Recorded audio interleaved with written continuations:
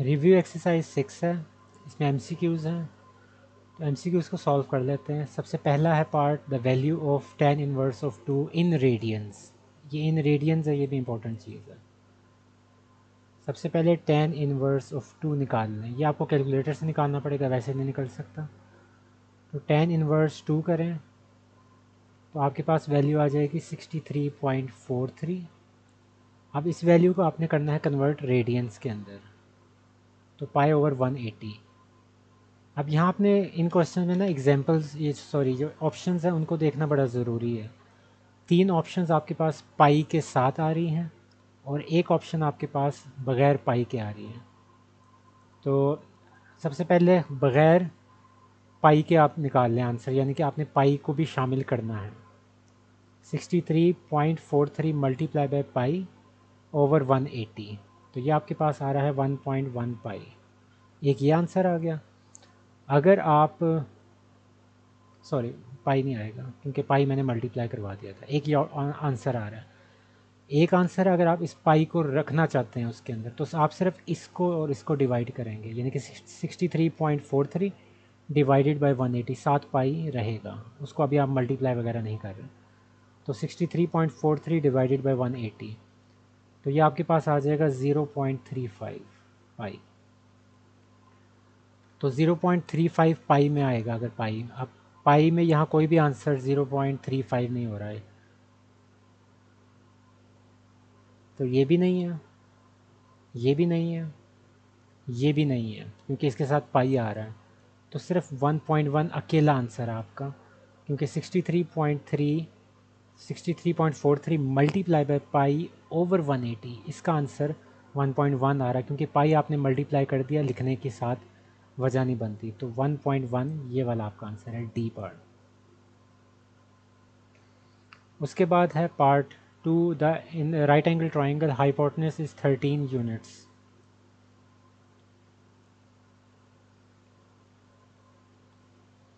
Hypotenuse 13 है। इनमें से कोई एक एंगल 30 डिग्री है, ये ले लें या ये ले लें, आपकी मर्ज़ी है। आपने इस 30 डिग्री के ऑपोजिट वाली साइड को फाइंड करना है, length of the opposite side, ये वाली। अब 30 डिग्री लिया, इसके ऑपोजिट क्या हो जाएगा आपके पास, परपेंडिकुलर। ये आपका हाइपोटेनस, क्योंकि ये 90 डिग्री 90 डिग्री के ऑपोजिट। तो साइन लगा लेते हैं, साइन 30 परपेंडिकुलर यानी कि x जो हमने निकालना है ओवर हाइपोटेनस यानी कि 13। साइन 30 क्या होता है, 1/2। तो x की वैल्यू क्या हो जाएगी, 13/2। यहाँ से 13/2 6.5 यूनिट्स। तो इसका ए ऑप्शन बनते हैं। Person standing 50 metre away from a building sees the top. ठीक है, ये अभी जो हमने क्वेश्चंस किए थे रिसेंटली एलिवेशन वाले, ये वो हैं। एक बंदा है, ये बिल्डिंग है आपकी, 50 मीटर्स दूर खड़ा है यहाँ पे एक बंदा। ये आपके पास इस साइड पे बिल्डिंग है, तो यहाँ खड़े हुए वो 45 डिग्री एंगल के ऊपर देख रहा है उस बिल्डिंग को। आपने इस बिल्डिंग की हाइट को फाइंड करना है। ये आपका 45 डिग्री के ऑपोजिट परपेंडिकुलर, नीचे बेस। तो परपेंडिकुलर बेस के लिए क्या होता है, tan होता है। Perpendicular over base, x is equal to tan 45 multiply by 50। tan 45 1 हो जाता है, 1 मल्टीप्लाई बाय 50 50, यानी कि 50 मीटर ही उसकी आपके पास हाइट है।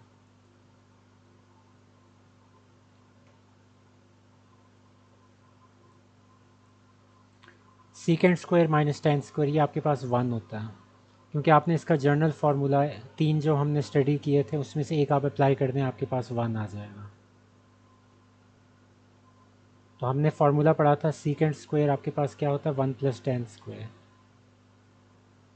तो इसको आप इधर ले आएँ, tan स्क्वायर को, तो ये 1 हो जाएगा। तो tan स्क्वायर इधर आ गया तो 1 हो गया। तो secant square minus tan square is equal to 1 हो जाता है। साइन थीटा 3/5 है, वो कहते हैं कॉस स्क्वायर थीटा निकालना है।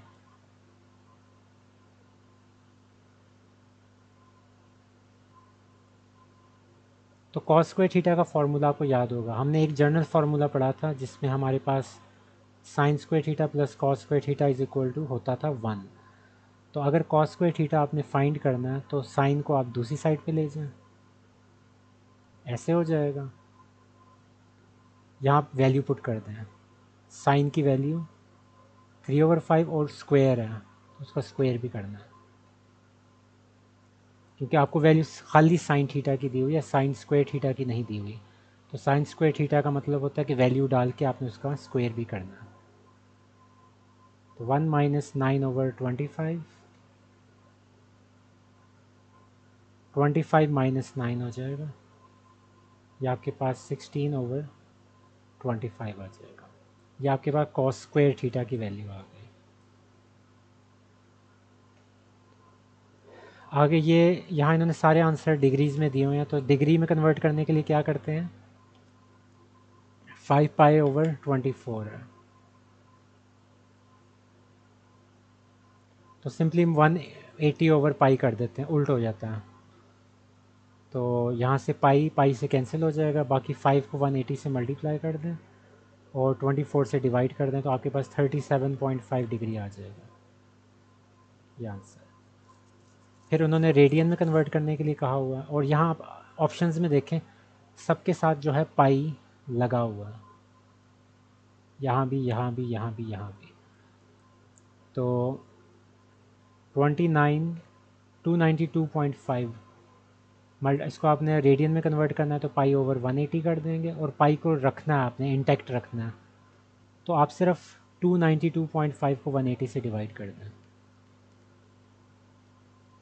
ये आपके पास आंसर आ जाएगा 1.625, और ये जो पाई है ये ऐसे आ गया, तो 1.625 ये दिया हुआ आंसर। ये आइडेंटिटी वाले क्वेश्चंस हैं, ये आपकी बुक के अंदर हैं, मेरे ख्याल में एक दफ़ा मैं चेक कर लेता हूँ, पेज नंबर 106 के अंदर उन्होंने ये सारी आइडेंटिटीज़ दी हुई हैं और इसके प्रूफ्स भी थे। तो इसमें आप आसान ये याद रखेंगे, कॉज का ना साइन हो जाता है, तो ये पहला वाला है। कॉज से सीकेंड नहीं होता, कॉज से कॉज नहीं रहता, कॉज से कॉज मेरे ख्याल में रहता है अगर आपने इसमें जो वो आप फर्स्ट ईयर या सेकंड ईयर में आप जाके पढ़ेंगे जब पाई होता है, और या फिर मल्टीपल्स आपके पास जो होते हैं ना इसके एंगल्स के, वो आपके अगर नेचुरल नंबर्स हों तो वो 1/2, 1/3/4 इस तरह के जो मल्टीपल्स होते हैं उसके अंदर आपके जो होते हैं वो ये नहीं रहते।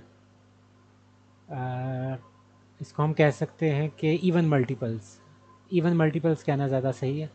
इवन मल्टीपल्स जो एंगल्स के होते हैं ना उसके अंदर आपके पास ट्रिग्नोमेट्रिक आइडेंटिटी चेंज नहीं होती, इसकी कॉस से साइन में नहीं जाता अगर आपके इवन मल्टीपल्स हों। तो ये आपका π/2 है, ये ऑड मल्टीपल है, तो ये आप आगे जाके सीखेंगे इसकी डिटेल में कि कैसे ये वर्क करते हैं। इसका एक और भी बेहतर फार्मूला होता है कॉज अल्फ़ा कॉज बीटा वाला, वो भी आप आगे जाके सीखेंगे। साइन 60 कैलकुलेटर से निकालना, कैलकुलेटर से निकाल लें, वैसे ही याद है तो वैसे ही याद होगी तो आप सीधा ये मार्क कर देंगे, क्योंकि आपको याद होगा स्टार्ट में मैंने ये टेबल बनाया हुआ था, तो ये टेबल वही चीज़ है, साइन 60√3/2, तो यहाँ से याद की होगी तो वैसे हो जाएगा। अब आपको एक जनरल फार्मूला तो याद ही है कि cos square theta plus sign square theta आपके पास 1 होता है। तो अंदर थीटा अगर आपका कोई भी हो जाए, मैं फ़र्ज़ करें यहाँ कॉस 2π कर रहा हूँ और यहाँ भी मैं 2π कर रहा हूँ, तब भी आंसर 1 ही रहेगा, ये चीज़ याद रखनी है, क्योंकि ये दोनों थीटा है। तो अंदर आपका यहाँ जो आप एंगल पुट कर रहे हैं, अगर आपने वही एंगल इधर पुट कर दिया तो उन दोनों का स्क्वायर करके ऐड करने से हमेशा 1 ही आएगा। आप इसमें कोई भी एग्जांपल ले सकते हैं, फॉर एग्जांपल अब ये मैंने ली हुई है 2π की, यानी कि 360 डिग्री होता है 2π, आप 90 की ले लें,